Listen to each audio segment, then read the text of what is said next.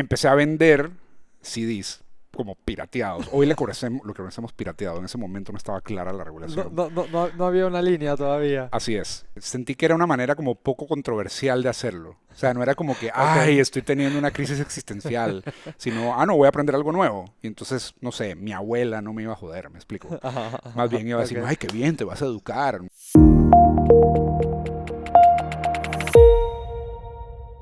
Bienvenidos todos a un episodio más de Personal Upgrade Academy, un espacio donde semana a semana nos sentamos con personas de todos los caminos de la vida para conocer de sus historias, de sus aciertos, de sus fracasos y de la industria en la que trabajan en específico.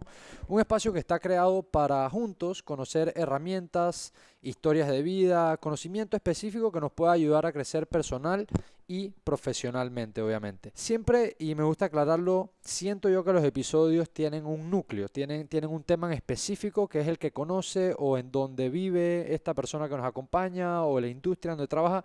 Y hoy creo que vamos a hablar mucho de tecnología como tema central. Sin embargo, creo que dentro de tecnología es tan amplio que vamos a tocar diferentes temas. La persona que nos acompaña el día de hoy está muy involucrado en el espacio de, por llamarlo así, Web3 o la nueva tecnología, blockchain y todo lo que está sucediendo alrededor de este ambiente, que ahorita mismo creo que es un tema que está, y bueno, no solamente ahorita, desde hace mucho tiempo que la gente ha comenzado a hablar de este tema. Es un tema polémico, tiene sus cosas buenas, tiene sus cosas malas, creo que hay mucha desinformación, entonces creo que es un espacio muy bueno para aprovechar y hablar de estos temas.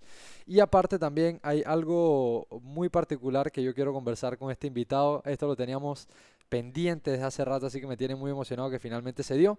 Bienvenido con nosotros, Felipe Chandi. Bienvenido, hermano, viene por acá. Fundador de Cuanto. Y bueno, vamos a hablar algunas otras cosas más. Bienvenido. Pasamos por acá, nos ponemos el headset y estamos ready para entrarle a la conversación. Ahí, Casco listo. ahí estamos, ¿sí? Bien. Vamos. Felipe, primero que nada, como siempre, gracias, un invitado más, otra semana más, gracias por acompañarnos, por venir a compartir con la comunidad. Y de salida, siempre me gusta hacer lo siguiente cuando arranco los episodios, porque nos escuchan personas aquí, nos escuchan personas afuera, y hay muchas personas en Panamá que te conocen por el muy buen trabajo que has hecho. Has trabajado, y sé que trabajas cerca de la Superintendencia de Bancos, has trabajado en el espacio de tecnología, pero hay muchas personas que tal vez te puedan estar viendo o escuchando que no te conocen. Entonces, me gusta ir poniendo bloques, construyendo las bases de con quién estoy hablando. Como ya lo dije, tecnología es como your area, es por lo que se te conoce mucho. Quiero irme un poquito atrás para entender. Felipe, de pelado, de chiquito, de joven, ya sea por papá o por mamá, la tecnología era algo que estaba, no sé, siempre te gustó, siempre te atrajo, no sé si a través de los videojuegos, era algo que estaba en tu personalidad de chiquito, sí o no, o llegó más tarde. Sí, sí, definitivamente.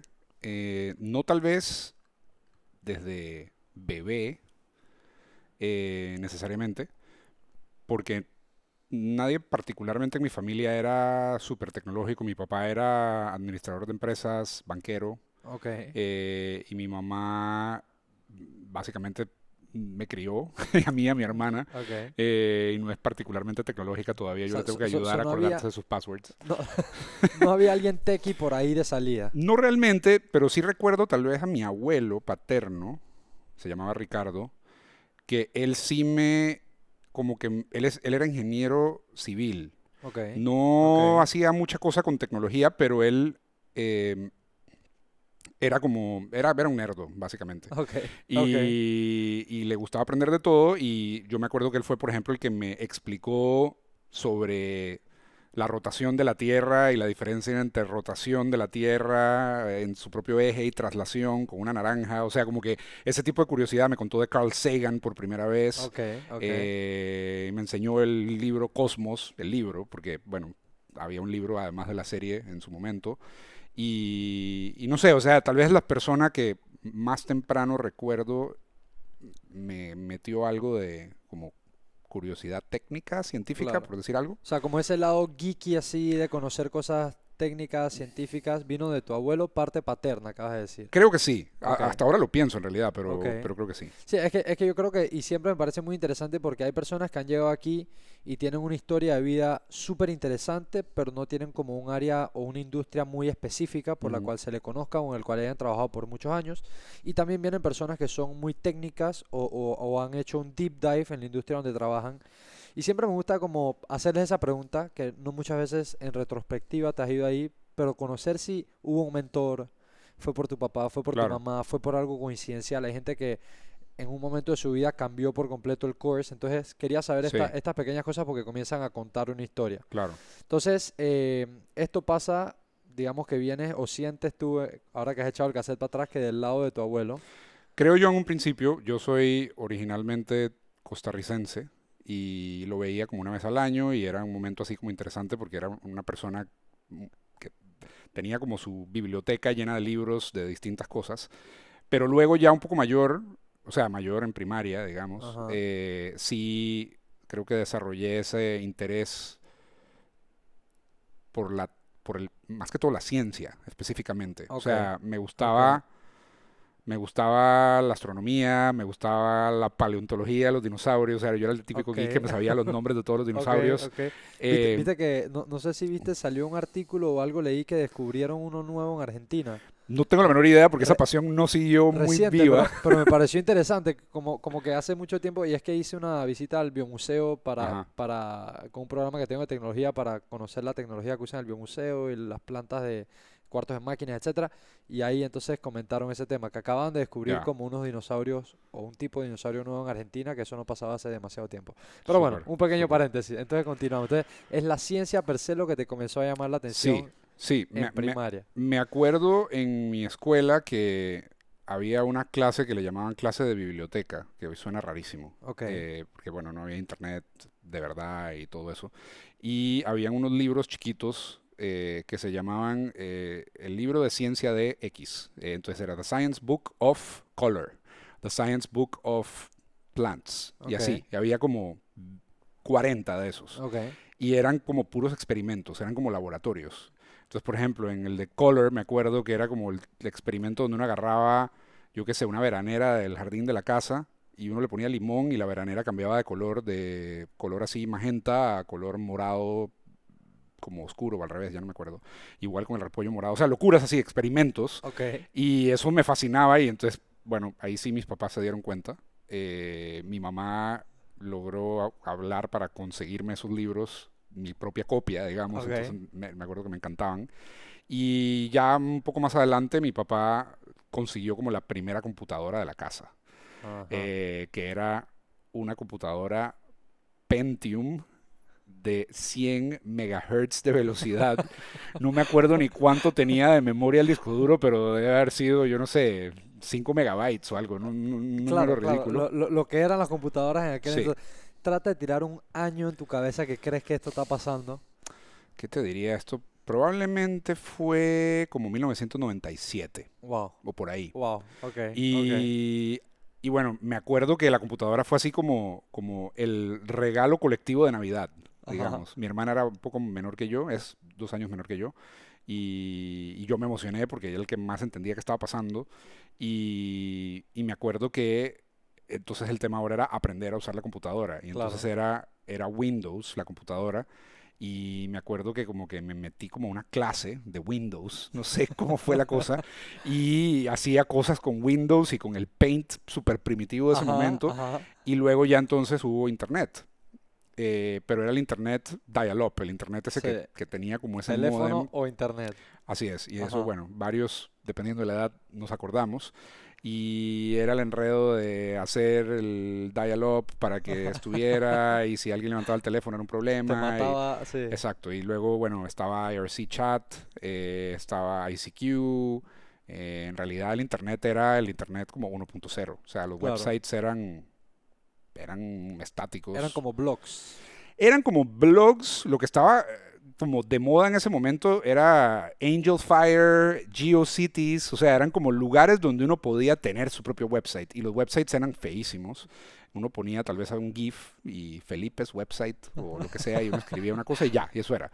Pero era un internet como bien democrático. O sea, no había como plataformas gigantescas Claro, observando todo.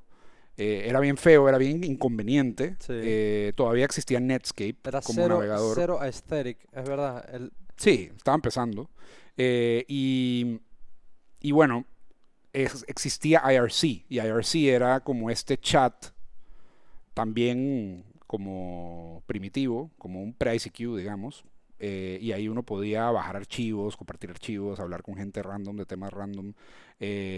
No me metí demasiado profundo en ese mundo, pero siento yo que esa era como el Reddit, el pre-Reddit, Ok. digamos, de ese momento. Ahora, cuando tú cuentas esto, y que siempre me fascina porque voy conociendo historias de los invitados que tal vez los conozco o no los conozco, o he compartido con ellos a través de los años, pero uno rara vez se sienta a poder preguntar y conocer estos temas.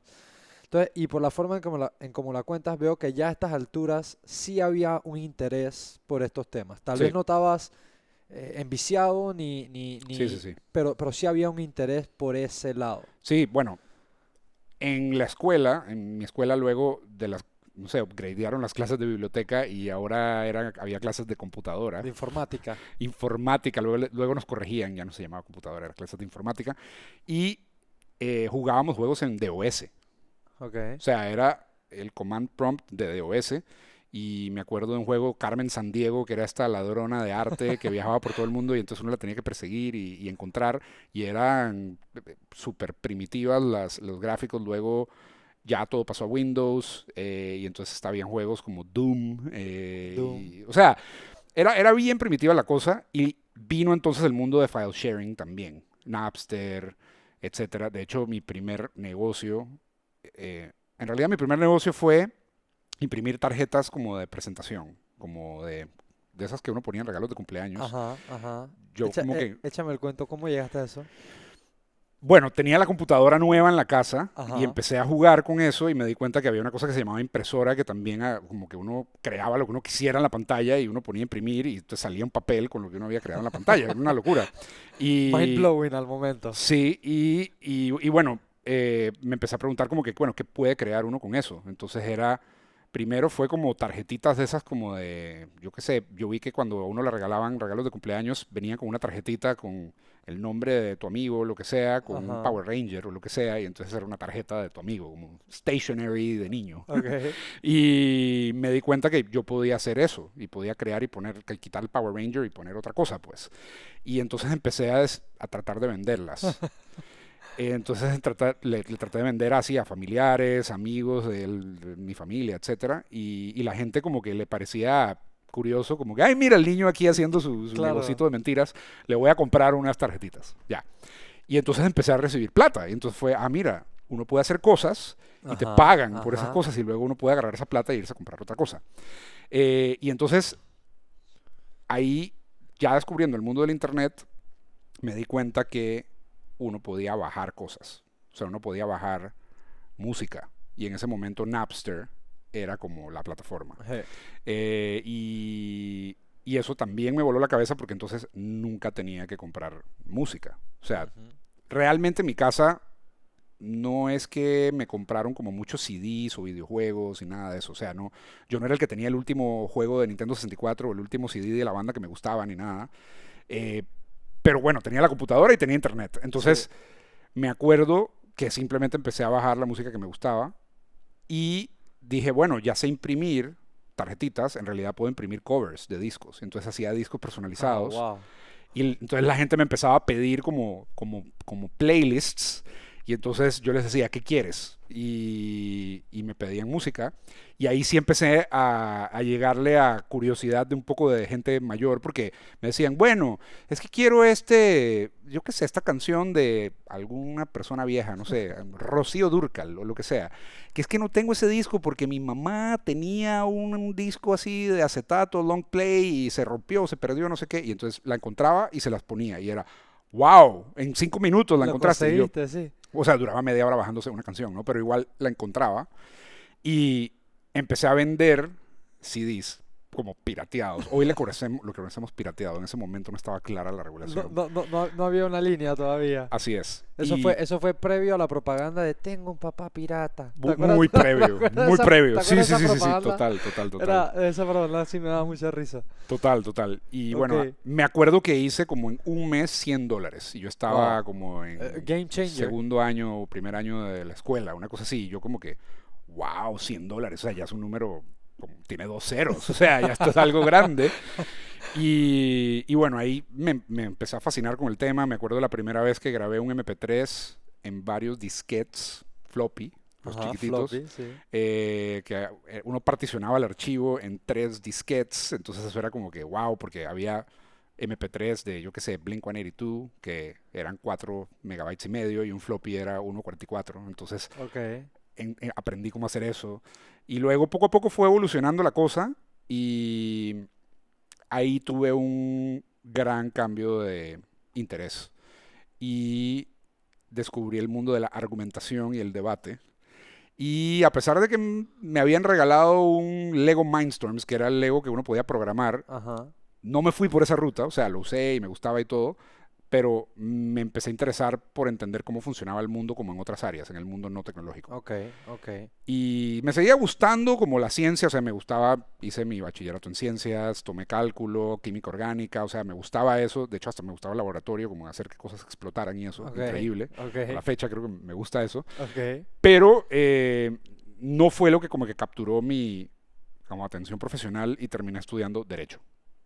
Entonces fue Ajá. como bien, iba en una dirección, Tenías interés y te tenía fuiste por interés, otro me fui lado. por otra porque sí me capturó mucho el interés al entender como por qué la gente tiene lo que tiene, porque hay lugares pobres y hay lugares ricos, porque hay lugares disfuncionales y lugares no disfuncionales. Y Ujú. eso me fascinó, eran como un sistema también al final. Claro, claro. Todavía me encantan esos temas, o sea, todavía me frustran las cosas que no funcionan y admiro las cosas que sí funcionan. Claro, Entonces, que al final en su base son sistemas. O sí, sea, ¿por qué este sistema qué tiene que este sistema no tiene así es. que lo hace que funcione o que no? Visto en áreas distintas, Sí, pero entiendo la referencia que haces de sistemas. sí, Entonces, estudias leyes, sí. ¿verdad? ¿Estudiaste aquí en Panamá? No, en Costa Rica. Ah, ok, te fuiste a estudiar en Costa Ujú. Rica.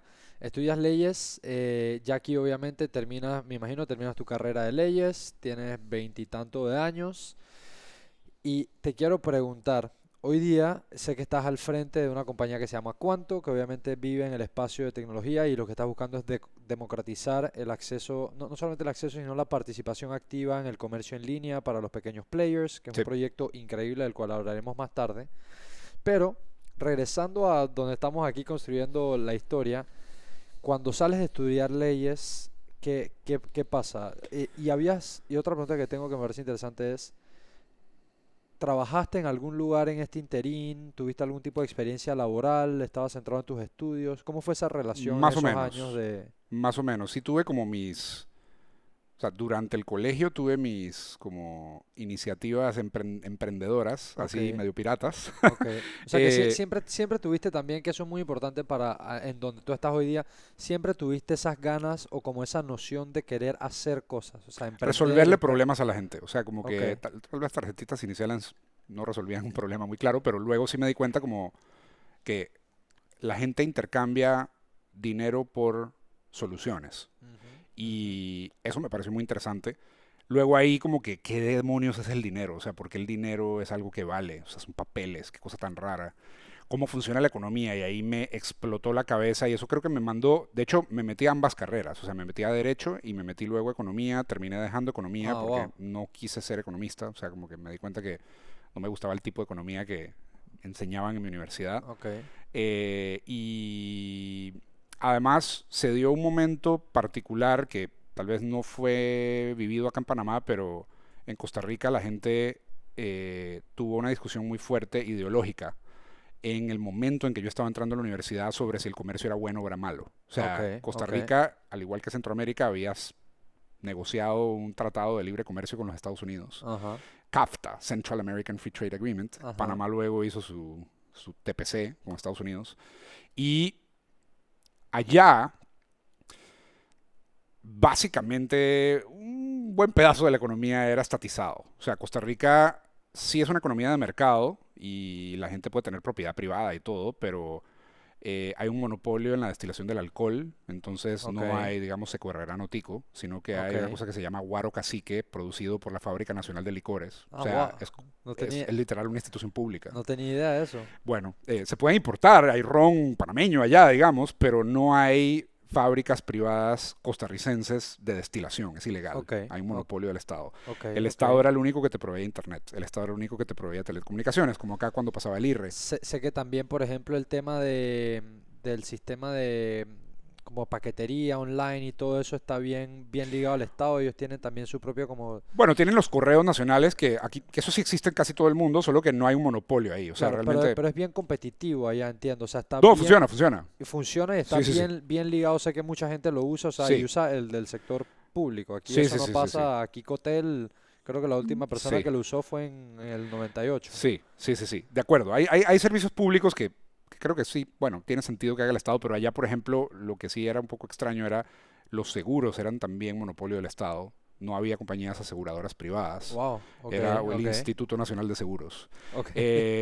Y la electricidad es generada exclusivamente por el Estado. O sea, un montón de cosas así. Las universidades fueron por mucho tiempo también solo públicas. Los bancos también fueron por mucho tiempo solo públicos. Hasta 1991, si no me equivoco. Wow, ok, Entonces, ok. o sea, en realidad era un país bien socialista. O sea, era como un Sí, pequeño reducto sí, sí. ahí, Así, o sea, como... así como lo acabas de detallar en tu experiencia siendo tico y habiendo pasado a la universidad allá y el tema, o sea, si lo pintas así, sí, o sea, sí tuvo un compuesto de Y yo eso. venía de Panamá, y Panamá no teníamos esos problemas. O sea, en Panamá siempre han habido compañías de seguros, o sea, no siempre, pero ha Sí, habido un sí. mercado relativamente abierto, un mercado financiero muy abierto. Panamá nunca ha tenido controles de capitales.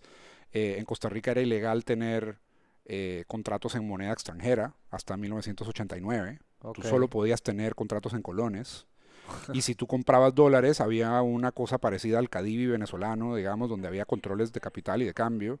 Entonces, no era así como que tú podías tener cualquier moneda que tú quisieras. O Ok, sea, ok. a mí mi papá, cuando yo era pequeño, inclusive cuando vivíamos aquí en Panamá, se iba de viaje de trabajo, digamos, a Estados Unidos o algún lado y me traía un chocolate Crunch o Hershey, algo que se podía encontrar acá en cualquier farmacia o en cualquier supermercado. Yo nunca entendía por qué.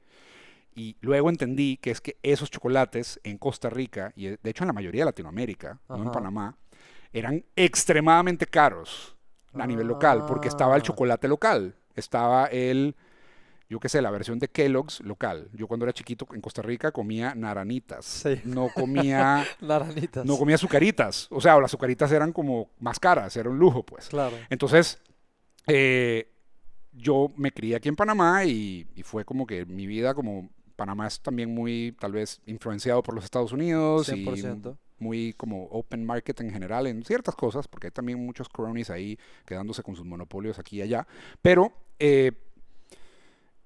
regreso a Costa Rica y la gente se cuestiona si el comercio es bueno o malo y se va a un referéndum Ah, nacional este tratado. wow, qué Y fue ni... una campaña de 4 años. No, fue agotador. O sea, fue un pleito. Y además, o sea, todo el mundo tenía una opinión. O sea, El si era un tema central, central y claro. violento. O sea, había protestas, era serio. Sindicatos de todas estas entidades públicas, que allá se permite la sindicación en el sector público, cosa que en O- Panamá no se ok, permite. ok. O sea, es como que tenga sindicatos de los funcionarios públicos Del de MOP, el MOP, sí. por decir algo. Cosa que no suena muy bien por ningún lado. Bueno, allá se salió de control, la verdad, y entonces, por supuesto que ellos no querían que esos monopolios se abrieran. Obvio. Entonces cerraban calles, etcétera. Por supuesto que había otra gente que sí tenía intereses en que se abriera, etcétera. Entonces, todo era, tú estás a favor, estás en contra del libre comercio. Tú vas a votar que sí o vas a votar que no. Y todo el mundo era un 0 o un 1. O sea, así era. No había área No había gris. área gris, todo era súper radical. Además, universidad pública latinoamericana, donde hay protestas y donde la lucha social se siente fuerte.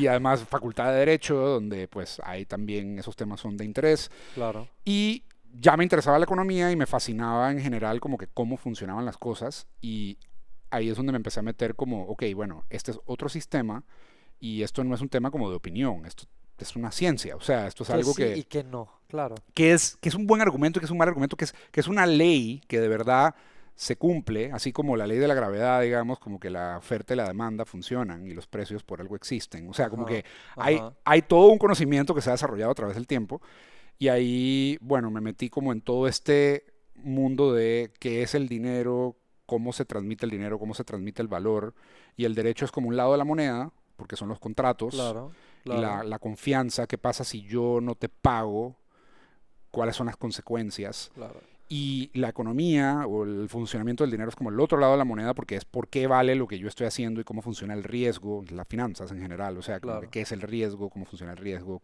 cómo funcionan los bancos, qué hacen los bancos, eh, qué hace una casa de valores, qué son las acciones, o sea, todo ese mundo como que me voló la cabeza. Y al graduarme allá, dije, bueno, ok, muy interesante toda esta experiencia, pero Panamá es un gran centro financiero, ¿no? Costa Rica no, Panamá lo es. Claro, Entonces, y vecinos, y interesante me parece lo que dices de, por un lado, digamos, contratos, etcétera, la parte legal, que sí, fue en lo que terminaste estudiando, pero que lo otro claramente veo que se te da y también te interesaba, la parte financiera, que estoy seguro que a pesar de no haber terminado de manera académica, estoy seguro que siempre estuviste, porque las oportunidades para educarse y más hoy en día son infinitas, estoy seguro que siempre también te estuviste educando, capacitando y siguiendo averiguando de la parte financiera y económica. fue un rabbit hole interesante, Claro. digamos. De hecho, en el año 2000, finales de 2009, descubrí creo que fue Reddit, esta cosa extraña que se llamaba Bitcoin y lo mencionaban como este digital cash en internet, etcétera, y que uno bajaba a este cliente y podía minar en su laptop. Y bueno, me acuerdo que dejé bajándose el blockchain en ese momento con el ADSL provisto por el Instituto Costarricense de Electricidad, que por supuesto se caía cada rato.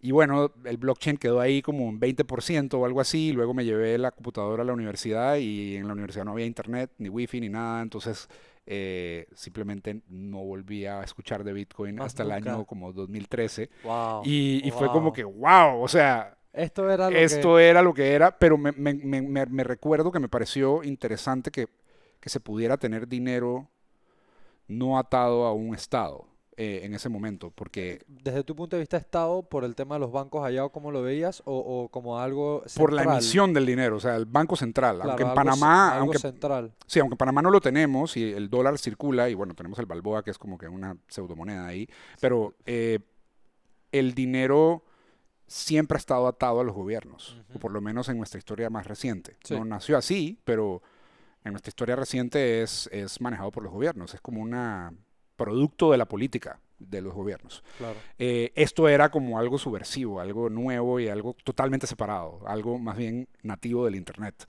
que ya me interesaba por otras razones. Y bueno, ahí es donde decidí regresar a Panamá y fui abogado y trabajé en transacciones O sea que sí compraventa. trabajaste en Sí, firma por un rato, sí, sí, sí, ejerciste sí. como abogado. Sí, sí, sí, en Ok, tema de mercado de capitales, regulación financiera, ok, etcétera, como ok, entendiendo. De hecho, mi licenciatura en Derecho la saqué con énfasis en eso, o sea, en ok. Derecho Bancario, En la parte financiera del correcto, derecho. Ok, correcto. Y regulatoria, pues como que, ok, estas entidades que sirven algunas funciones en la economía eh, también tienen un cierto tipo de regulaciones encima y el porqué de esas regulaciones. claro.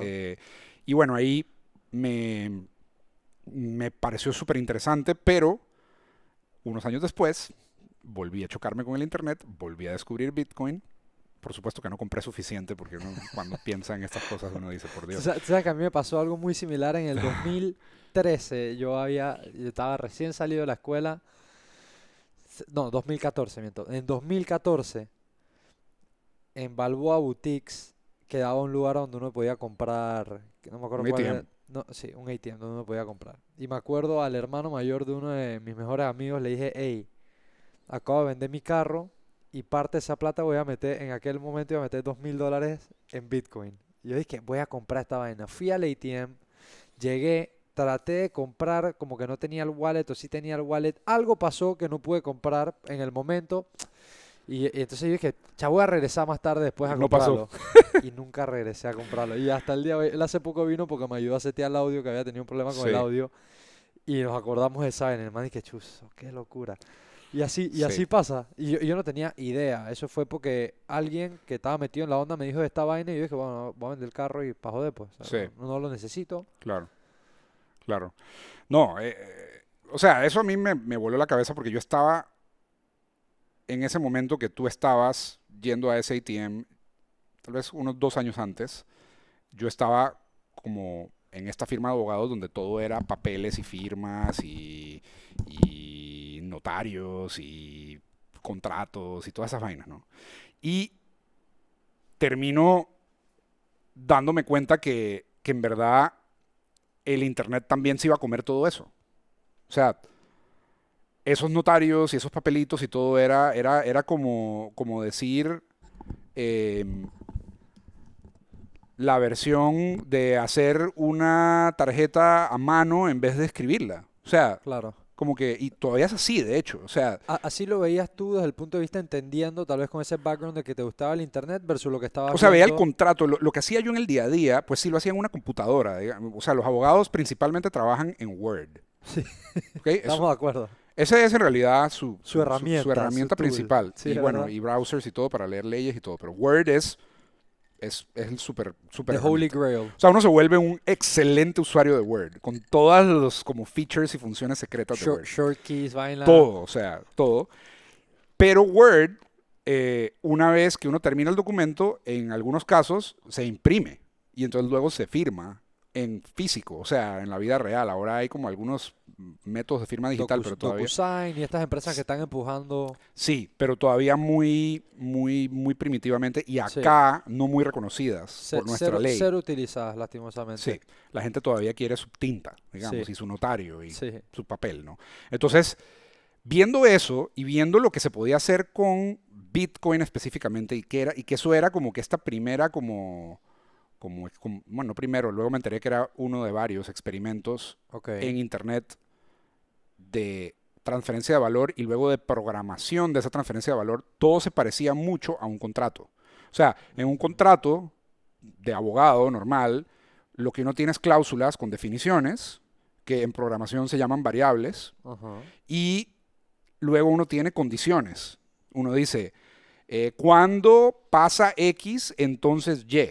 O sea, Variables y condiciones. eso Clarito. es un if-then statement en código. O sea, Ajá. al final es exactamente la misma lógica, solo que la manera de run ese código o parsear el código o correr ese programa, en el caso de los contratos, digamos, no digitales, son las partes que Ah, están leyéndolo y entonces interpretan lo que les da la gana y a veces lo incumplen. ajá. Y al final el intérprete último va a ser el juez o el árbitro o quien sea que el contrato diga que va también a leerlo con sus ojos y entonces tomar una decisión. El mediador, ese que está ahí El que... mediador, o sea, pero al final las condiciones están escritas, o sea, los bloques de Lego están ya dados y hay que volvérselos a dar a un humano para que ese humano le meta todas sus opiniones, que hay una gran necesidad para ese nuance y ese detalle, como de este caso es diferente, etcétera, y además esto en contexto de otras cosas, o este contrato fue mal redactado, bla, bla, bla, etcétera. O sea, hay manera de atrapar ciertos errores, pero por otro lado también ese humano es corruptible, ese Sí. humano tiene opiniones, tiene prejuicios y entonces Tiene sus decide... propios biases. Exacto. En cambio, la máquina, la computadora que lee el smart contract, que luego aprendí que existían, no tiene esos biases. Claro. O sea, tiene reglas predefinidas y listo. Eso sí, si haces el contrato mal, te jodiste. 100%. Entonces, 100%. pero a lo que vi era cuando, me acuerdo incluso de un financiamiento bastante, un refinanciamiento de varias como obras acá en Panamá, donde estuvimos en una llamada. Yo creo que éramos como unas 50 personas en esa llamada. Y era todos las cinco, digamos, contrapartes de las facilidades de crédito que se iban a refinanciar. Ok. Y luego el nuevo sindicato de bancos, porque además no era un solo banco, sino que eran varios bancos, sindicatos de bancos. Ok. Estos eran créditos sindicados. Y entonces cada uno de ellos tenía su propio abogado. Y luego además había fideicomisos, que eran las garantías. Y esos Ajá. fideicomisos eran partes separadas del contrato, así que tenían que tener sus propios abogados. Y había ciertas cosas pasando fuera de Panamá, por lo tanto había que tener abogado en Panamá y abogado en Estados Unidos. Entonces era Panama Council de esta parte, US Council de esta parte, Panama Council, y cada uno de ellos no era siempre un abogado, podía haber un senior y un junior. Ok. Y al final todos cobrando por hora. Y yo decía, por Dios, esto es un chiste. O sea, esto lo vamos a ver en 200 años y nos vamos a ver para atrás y vamos a decir, qué burocracia. O sea, O sea, qué cantidad de gente para resolver sí, un tema claro. actual. Que eso es lo que cuesta establecer confianza entre personas que no se Sí, conocen. O sea, sí, obviamente sí.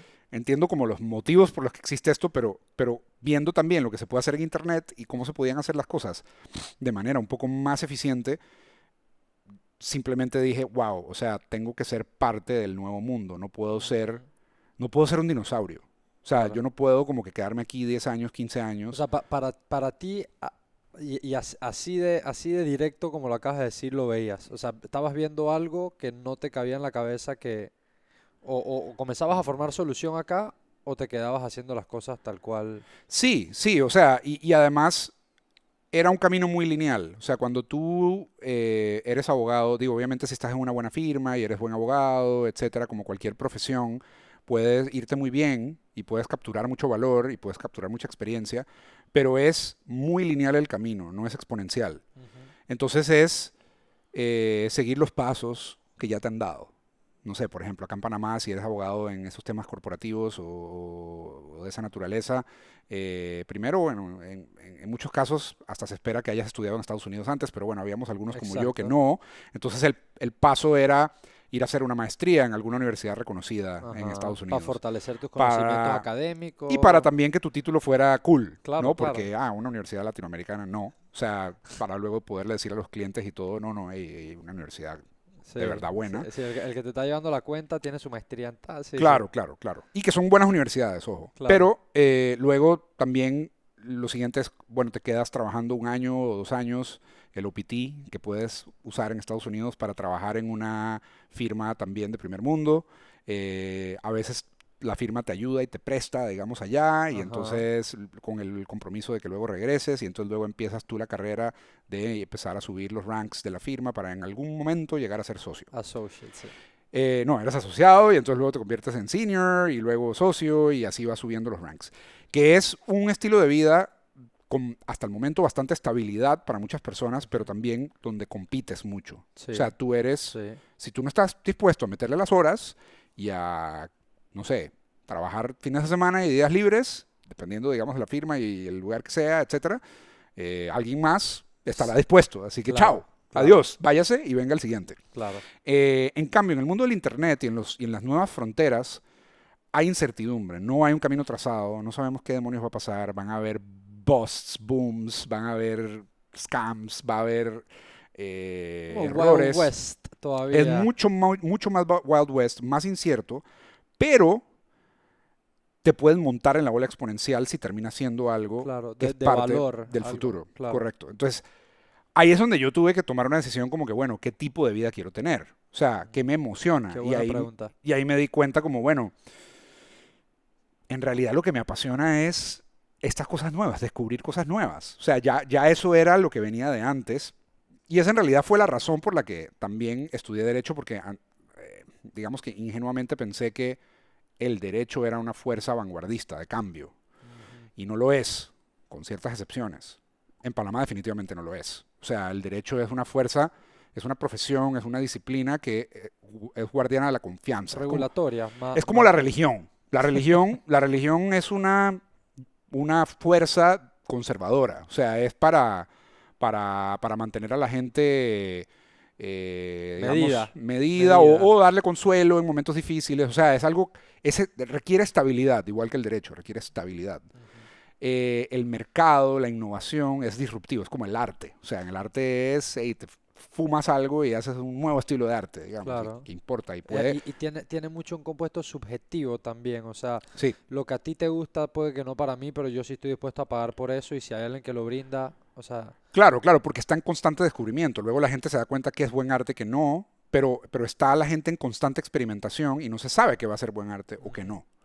Igual en el Internet, ¿qué va a ser una buena compañía? Los startups empiezan con 2 personas ahí en un garaje o en este caso en sus casas por Zoom o lo que sea, Sí, en distintos países o donde sea, y es chiquitito con un cliente que les paga $5 o algo por el estilo, y luego pueden terminar siendo compañías ultrabillonarias sí, que han sí. escalado países, fronteras, continentes. Y que han cambiado lo que a un inicio pensaron era su solución También, 200 veces en el camino, que eso es una también, parte interesante, que es muy flexible también el sí, entrar en el espacio digital, en los startups, que ya lo tocaste, es muy flexible lo que te da el internet, ¿no? sí. Entonces, digo, no es que odio a los conservadores ni nada, pero simplemente no era el estilo de vida que yo quería tener. Que, que, que felicidades, porque yo creo que a qué edad trabajaste por última vez en una firma per se? ¿Qué te diré? 20, fue 2013 tal vez, 2014. Ok, so hace digamos 8 años terminaste de trabajar del lado corporate y en algún momento, en el 2014, 2013, 2012, porque yo creo que esos pensamientos comienzan a llegar y se quedan en la cabeza de uno por un rato, Sí, ¿no? Y se van creciendo y creciendo hasta el momento donde tú dices y te sientas y tienes esa conversación que acabas de tomar. ¿Cuál es la ruta que realmente quiero tomar? ¿Y a dónde van a sí. estar mis horas puestas? Entonces, comenzando que número uno, kudos por hacerte esa pregunta.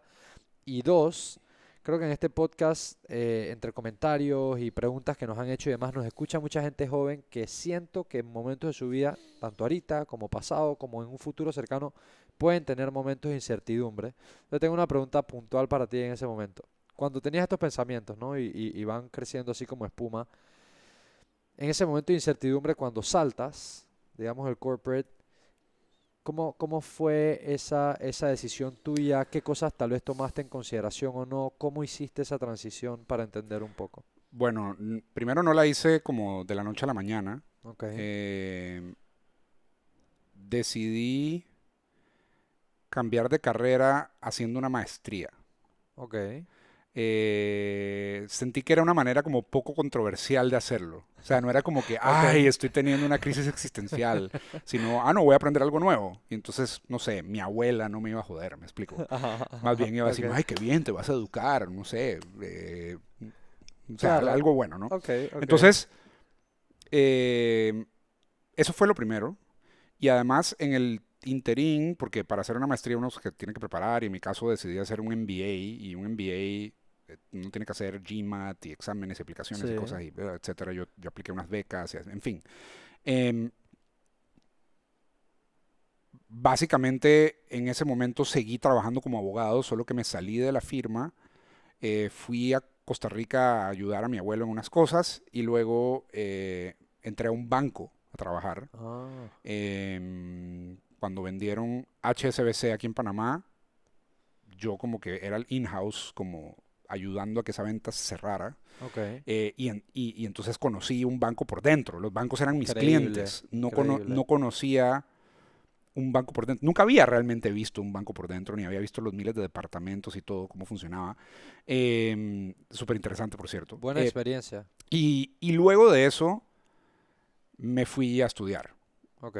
a cambiar de carrera. Y había mucha gente haciendo maestrías en general, pero MBAs en particular, que estaban buscando un cambio de carrera también. Había militares, gente, profesores de escuela o psicólogos que estaban diciendo quiero ahora encargarme en algo distinto, completamente Ok, distinto. ok. Entonces, mi objetivo ahí fue descubrir la mayor cantidad de información. O sea, yo había estado trabajando, que obviamente pues uno tiene algo de tiempo libre para tratar de hacer cosas, pero como abogado junior uno no tiene mucho tiempo libre. Claro, sí, sí, sí, sé que es intenso.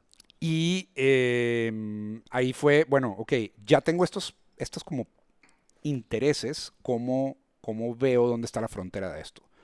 Y en Estados Unidos era donde eso estaba pasando, y terminé yendo a un lugar en Texas, en Austin, en la Universidad de Texas, en Austin, que estaba cerca tanto de California como de Nueva York, y estaban pasando las cosas en 2 lugares, entonces andaba viajando por ahí.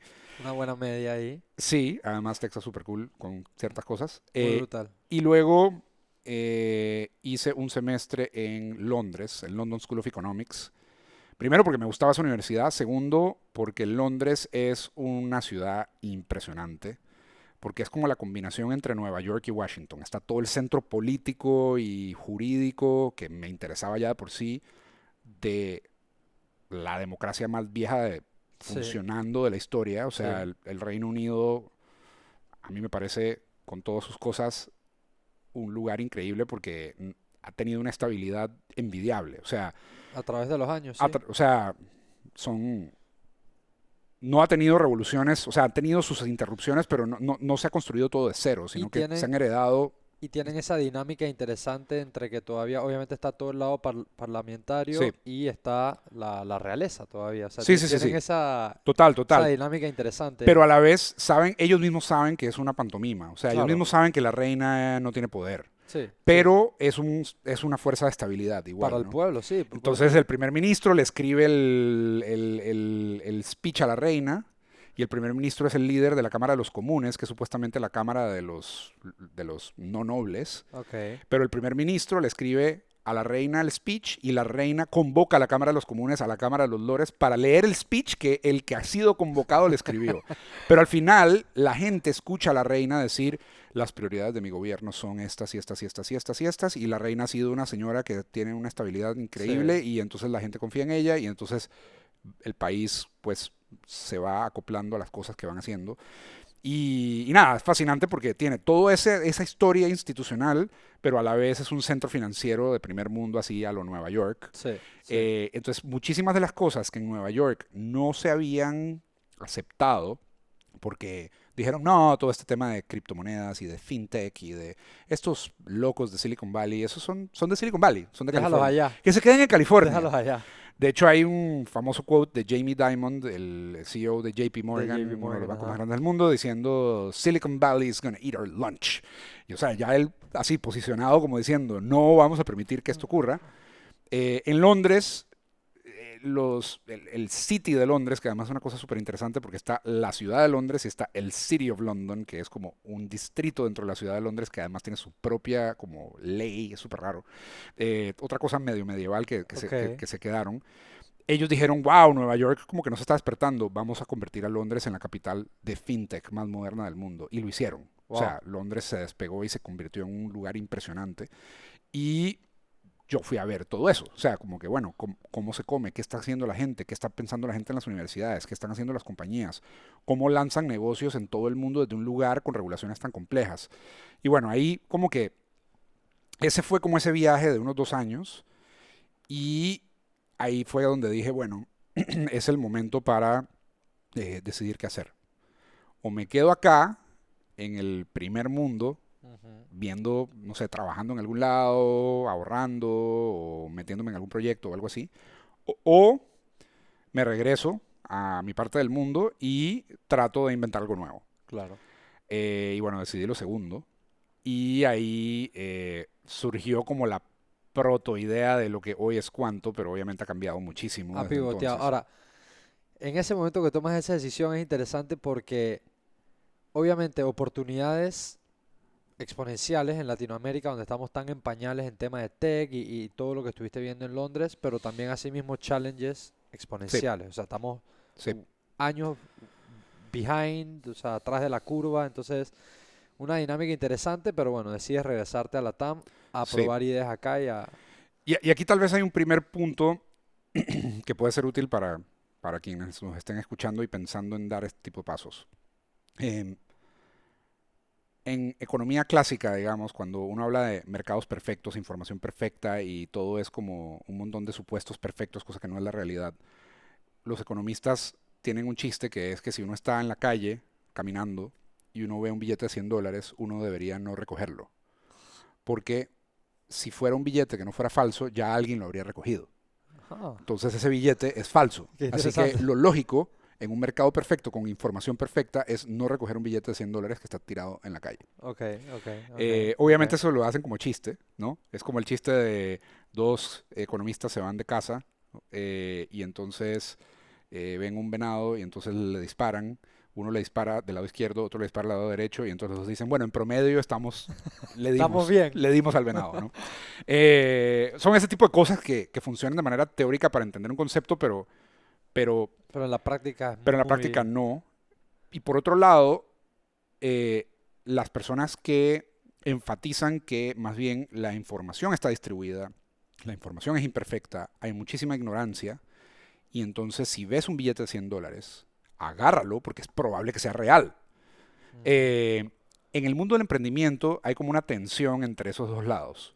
Si el billete de $100, es decir, el payoff de tu startup o de lo que sea que tú Ajá. vayas a hacer, va a ser real o no va a ser real, Ujú. sin siquiera tomar en cuenta el riesgo. O sea, luego hablamos del riesgo, digamos que el billete de $100 sí es real, es un problema real que resolver. Puede que falles tratando de agarrarlo, ¿no? Claro, O sea, viene claro. un carro y te corta la mano o lo que sea. Bien. Eh, acá es, en algunos mercados hay buenas razones por las que la oportunidad no existe. Claro, por la que nadie en verdad va a poder recoger ese Sí, billete. porque la estructura está rigged. O sea, hay alguna ineficiencia, hay algo o hay alguna barrera de entrada, algo. O sea, ese billete en verdad lo ves ahí, pero en realidad está en la alcantarilla. Es un holograma, o sea, no es no es para ti, no es real. Sí. Que, que eso es interesante que lo menciones porque muchas veces tal vez uno ve una idea y pensaría uno que puede ser exactamente replicable en otro ambiente. No, sí, pero bueno, puede ser. Puede ser. Depende qué idea, depende en qué ambiente. Claro, no, Pero a donde me refiero es que sí, no necesariamente es replicable en todos los claro, ambientes. claro. Totalmente, totalmente. O una idea que se te ocurre pensando en first principles y diciendo esto debería ser, no sé, por ejemplo, deberíamos tener firmas digitales en Panamá. No, tal vez hay algo específico en la industria que tú no entiendes que está Ajá, bloqueando que eso ocurra. ajá. Como por ejemplo, burócratas que no les da la gana reconocer que tenemos una ley del 2012 que las acepta, pero no les da la gana. Punto.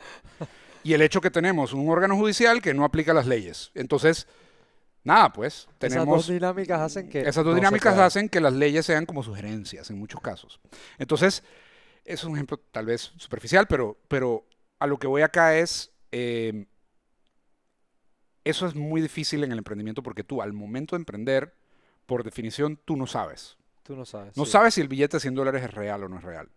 Y en segundo lugar, suponiendo que es real, puede que falles llegando a agarrarlo. Claro, Entonces, tiene inmensos riesgos. claro. Entonces la pregunta es, ¿por qué emprender? O sea, ¿por qué alguien estaría tan loco para decir, bueno, voy a arriesgar mis ahorros, todo lo que tengo, un gran Mi estrés, tiempo, mis mi mejores tiempo, mis horas, mejores mi horas? estabilidad, porque se Sí, sabe que es sumamente inestable. Por ahí sí. están los porcentajes esos que de cada, no sé si eran 1000 o 1 millón de startups. De 9 de cada 10 fallan Exacto, eso, y del 100% de startups, solo el 3% retorna el 97% de todas las inversiones de venture capital. wow. O sea, no es una distribución lineal, o digamos Sí. como así promedio. ¿Estás en este Es minicirculito exponencial. o estás... Sí, sí. Ahora, ¿cuál es la parte no pesimista de esto? La parte no pesimista es que cuando tú intentas atacar un problema difícil de esa manera, desarrollas skills que no desarrollarías de ninguna otra manera. 100%? Yo no puedo eh, describir la cantidad de aprendizaje que he tenido empezando una compañía. Eh, y hay miles de cosas que haría distintas y he metido la pata mil veces, pero siento que sí, primero como que he aprendido de eso y he ido corrigiendo el camino. Y en el caso de que falles, en la segunda compañía, si te animas a hacerla, puedes aprender de esos errores y hay muchas lecciones que sí son transferibles de cómo manejar y cómo hacer esa ejecución de ir a agarrar el billete de $100. Claro, Tal vez el claro. billete de $100 no va a existir tampoco y entonces fallas en esa compañía también, pero por otra razón. Ok. Y entonces, si lo haces suficientes veces, y no tienen que ser millones de veces, si lo haces 3 veces o lo haces 4 veces, vas a tener muchísimas más probabilidades de agarrar literal ese billete de $100 o agarrar 5 de esos billetes de $100 Claro, a que si no hubieras intentado en un primer motivo, en claro. un primer Ahora, lugar.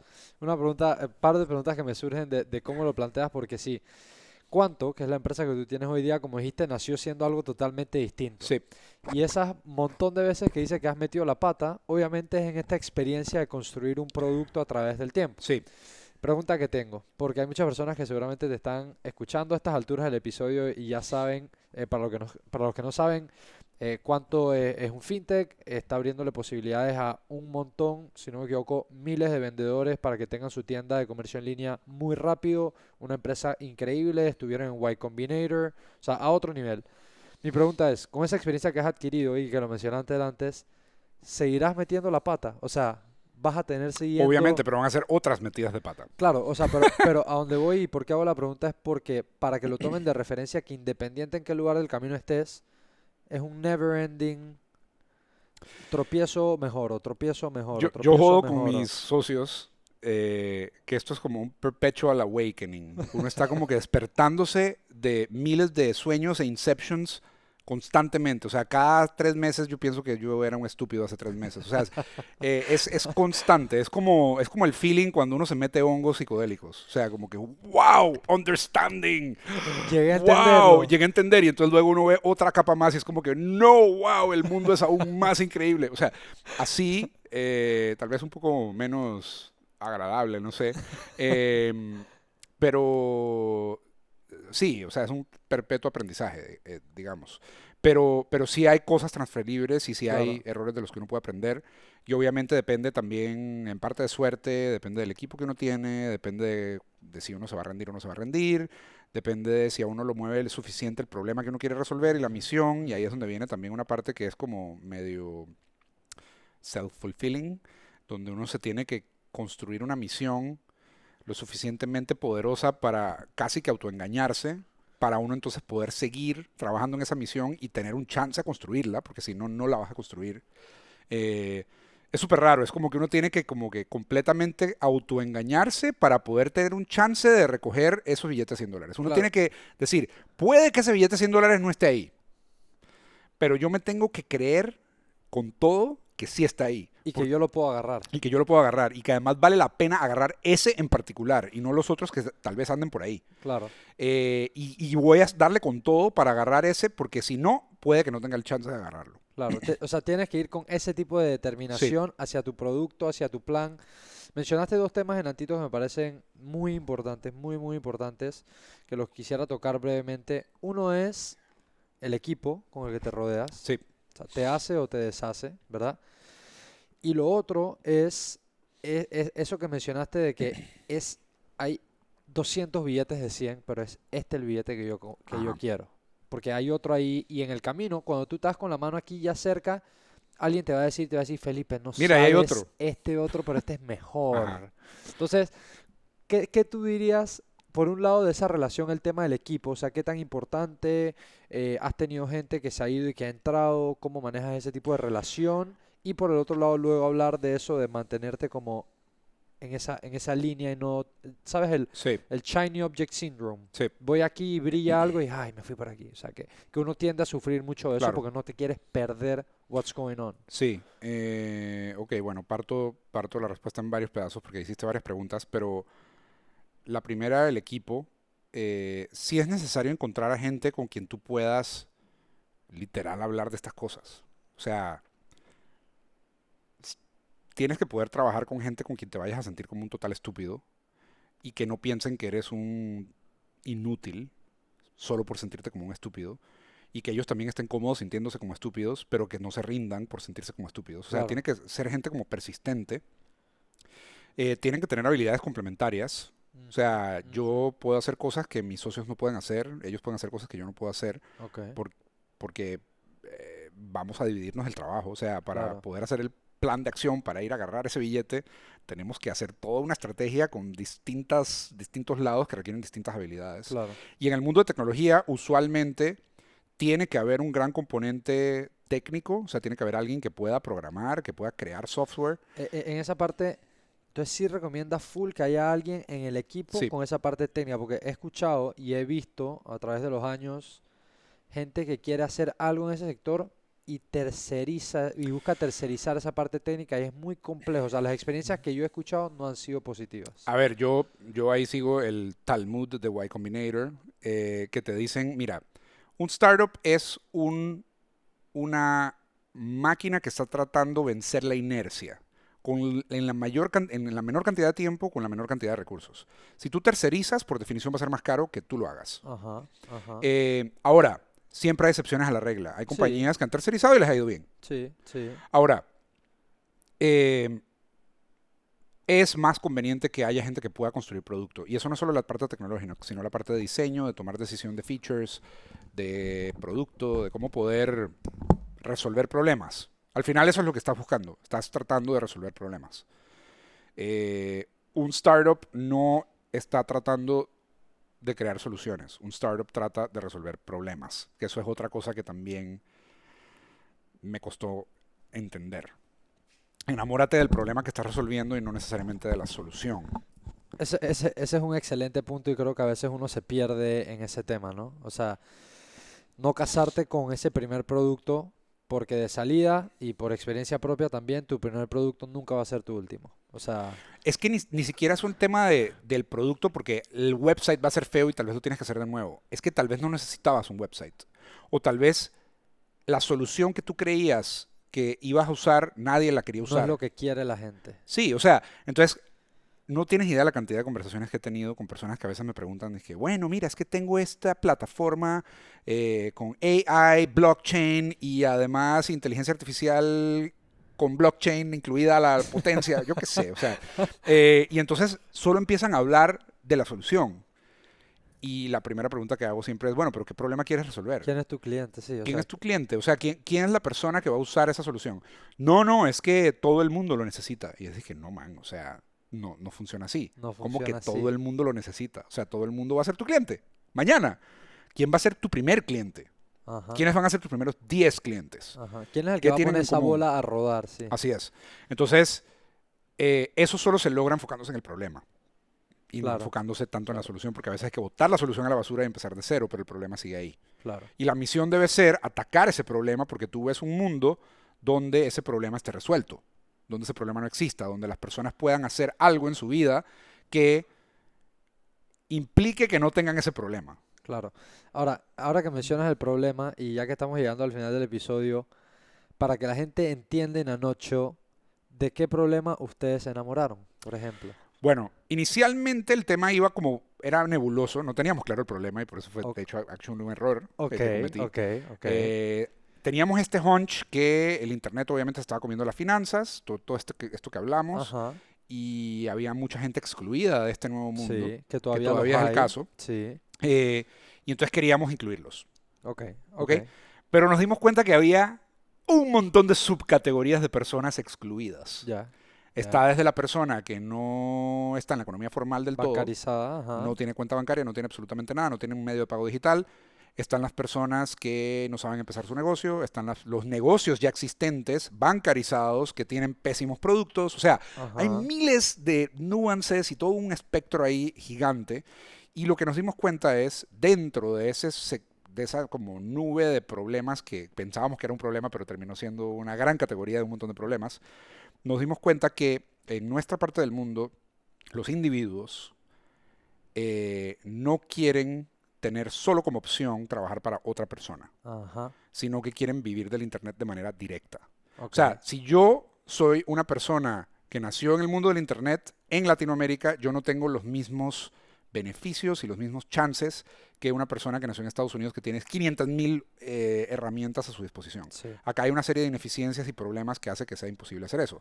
Entonces, ¿qué es lo que nos dimos cuenta? Los emprendedores o creadores, porque depende, digamos, cómo lo llames, Sí. que viven del Internet necesitan un sistema operativo, necesitan unos rieles que les permitan transicionar de ser personas que solo viven de su área local, de su ciudad, Ujú. a que sean personas que vivan de todo el mundo Claro. y que escalen su negocio y su vida vendiendo y creando valor para personas que ni conocen en el otro lado del planeta.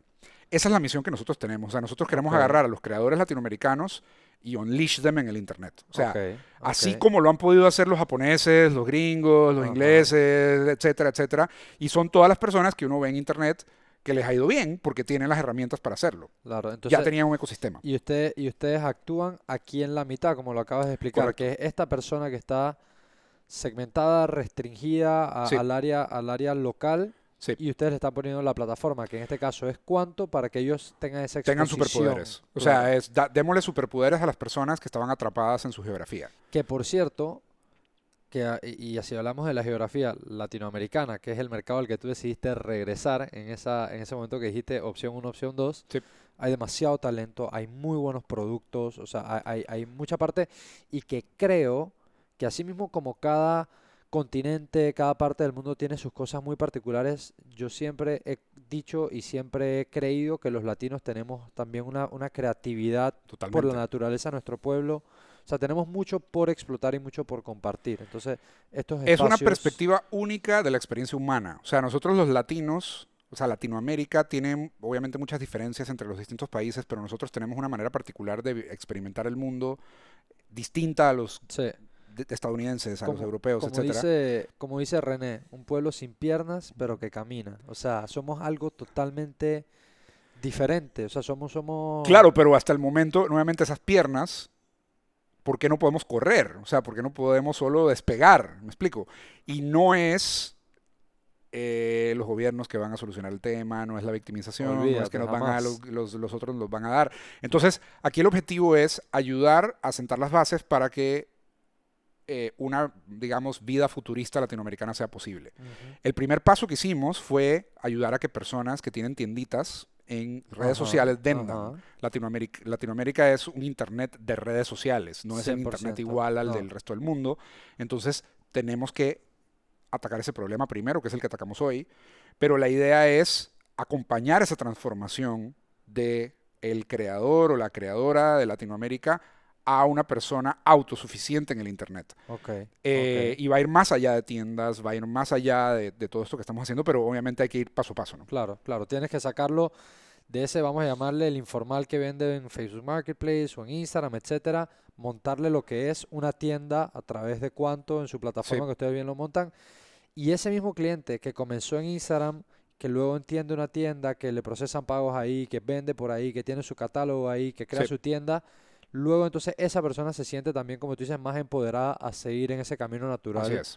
del crecimiento del Internet. Y el objetivo eventualmente va a ser crecer con estas personas. En algunos casos, como hemos descubierto un montón de nichos, a veces no podemos crecer con todos los nichos a la misma velocidad que quisiéramos, porque no tenemos la capacidad para hacerlo. Ok, Pero el objetivo es que podamos en algún momento llevar a personas desde esa idea de que yo vendí cosas así informalmente en mi barrio a ser una persona transnacional. O sea, puede ser claro, un creador de contenido que venda productos digitales y que haga cientos de miles de dólares al mes. Y claro. que eso sea posible y que eso sea una opción de carrera para gente en esta parte del mundo y que nosotros podamos soportar ese camino para cientos de miles de personas así. Y si es una persona que vende productos físicos, que también nos encarguemos de su back office y de Claro, todo. de poder conectar la Así es. distribución, que también es un challenge. Yo que trabajo en esa parte tech slash logística en Latinoamérica es un challenge enorme, que también estamos todavía en esa parte de la curva baja todavía por resolver con mucho por hacer. Y bueno, ya llegando al final de la entrevista, Felipe, te agradezco este espacio que has compartido y tu historia me parece increíble. He conocido cosas de ti que no sabías y sé Ujú. que seguramente mucha gente ha disfrutado de esto. Te voy a hacer una pregunta con la que cierro los episodios. Una pregunta hipotética, pero Ok. una pregunta que me gusta siempre incluir en los episodios. So, hoy día, Felipe Chandy, con la edad que tienes, con la experiencia que tienes, con las mil y un cagadas que dices que te has mandado y las cosas buenas y las cosas malas y todo, hay momentos particulares que podrías pensar y muy puntuales en tu vida donde has tenido incertidumbre, donde uno sufre incertidumbre, puede ser actual, puede ser hace tiempo, puede ser en ese Sí, cambio de carrera, etcétera. Así como todas las personas que nos escuchan y que nos ven mayores, jóvenes, universitarios, etcétera, tienen momentos de mucha incertidumbre. sí. La pregunta hipotética es, si tú pudieras ir atrás a hablar con Felipe en alguno de esos momentos de incertidumbre, pero con la experiencia que tienes hoy día y con lo que sabes que ha pasado, ¿qué tipo de consejo le dirías? Wow. Déjame pensar porque tengo en mente varios. Uno, ese con O el sea, uno que. muy simple es comprar más bitcoins. Eso digo, está muy sencillo, Ok, pero creo que esa es entonces, trampa. entonces Eso no cuenta. un segundo, pues, unos segundos. Eso no cuenta, eso no cuenta. Yo diría, encuentra maneras de aprender más rápido. Ah, O sea, la velocidad con la que aprendes importa. ok, ok, Y creo que es o sea, el tiempo en que uno aprende o dura aprendiendo algo, si uno lo puede acortar, uno cae en menos errores. ok. Em, ¿Y cómo se ve eso? Tal vez como dedicarte más espacios que sean dedicados a aprendizaje, rodearte de más gente, o sea, ¿cómo lo ves tú? Digo, yo no sé si yo hubiera ido a la universidad y me Ok, hubiera quedado 6 años estudiando derecho. comparto contigo para que O sepas, sea, yo creo que como que la universidad es un periodo de tiempo muy mal utilizado. comparto, No, comparto contigo. no digo que sea inútil, porque es muy interesante, es un periodo de vida muy interesante, pero siento que se puede usar de manera tan más eficiente. Y en retrospectiva digo, por Dios, 6 años de mi vida, y son 6 años el derecho con tesis y toda la Sí, cosa, como que, o sea, puedo enumerarte meses enteros de clases de, yo qué sé, derecho procesal civil que hubiera querido utilizar en otra cosa. escrachar, Totalmente. claro. Entonces, eso por un lado, o sea, como que la universidad yo me la cuestionaría, de verdad. Yo Ok. creo que ahora hay experiencias educativas tan o más formativas que las universidades que son alternativas viables a la universidad. Educación no formal. Sí, Yo llevo esa bandera. Creo que hay que tener un approach a la vida de ser un lifelong learner sí, y que ese aprendizaje venga con lo que te da curiosidad. Lo que te da sí, curiosidad, síguelo y explótalo. sí, sí. Cada vez hay más opciones para hacer esto y hacerlo bien y hacerlo además de manera que tiene credentialing que te toman en serio, Ok. porque, Sí, sé que porque es la universidad difícil. todavía es como que, ay, no tienes título universitario, no te voy a dar trabajo en ningún lado. Me explico, eso no. Sí, sí, Eh, sí. eso por un lado, y lo segundo diría es ir a la mejor fuente. También, eso no siempre es cierto en la universidad. En la universidad uno aprende de a veces muy buenos profesores, Y a pero veces muy malos. y a veces muy malos. Y, Sí, y el internet te da acceso a los mejores a los profesores mejores. Estoy de totalmente de manera acuerdo. directa. O sea, ¿por qué tú tienes que aprender sobre, yo qué sé, sobre la última teoría de física cuántica de alguien que es- estudió a la persona que en YouTube está y que descubrió esa teoría o la inventó, o lo que sea? ¿Me explico? O Sí, sea, sí, eh, sí. eh, Go to the ten- source. Me go gusta. to the source, Me go to the gusta. source. Me ¿Quién gusta. es la mejor persona? O sea, si vas a aprender algo, ¿cuál es la mejor fuente? ¿Cuál es la mejor fuente? Y dedícale algo de tiempo a identificar esa mejor fuente y entonces consúmete esa mejor fuente. Claro, Y luego complementa, pues. Pero no empieces con la peor fuente claro. para ver si entonces eventualmente aprendes. O Y sea, menos hoy día que tienes esa fuente a correcto. Y casi que gratis. De hecho, hay veces que está más barata que la peor fuente. 100%. Entonces, 100%. yo diría esas dos cosas. O sea, aprender más rápido es fundamental. Si uno aprende más rápido, todos los problemas los puede uno resolver más rápido. Uno avanza más rápido, uno se mueve más rápido. Y es algo con lo que todavía lucho. O sea, es una inercia muy grande que tenemos, pero aprende más rápido, diría yo. Me gustó, me gustó. Felipe, hermano, gran episodio. Gracias por Gracias. acompañarnos y compartir. Señores que nos están viendo y escuchando, esto fue Personal Upgrade Academy y como ya lo saben, nos vemos el próximo jueves. Bless.